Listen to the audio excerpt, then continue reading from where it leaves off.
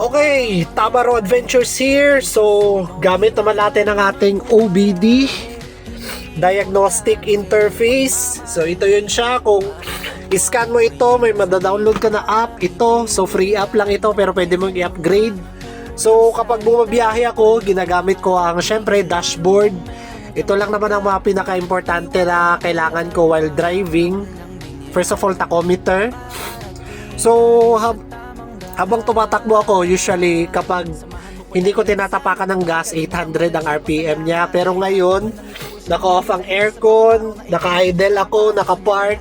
So bumaba na siya ng 600 plus RPM.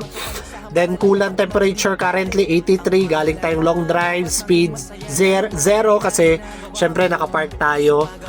So, marami ka ditong makita ng mga data. Tuloy ito.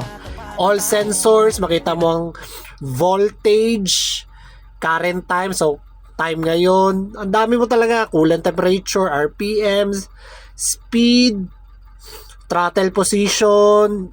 Basta ang dami, pwede mo rin makalculate kung ano yung consumption mo literally in peso kasi pwede mo input kung ano ang per litro na bili mo ng diesel mo. So, nasa ilalim ata yun siya. Ang dami talaga. So, kahit hindi ka mekaniko, magagamit mo itong mga data na ito. Kunwari, lumabas si check engine. Pwede mo makita dito kung anong reason bakit naka-on yung check engine. So, hindi ka maluloko ng mga mekaniko. Hindi ko sinasabing maluloko sila pero meron talagang manggagancho eh. Peperahan ka talaga nila. So, yun.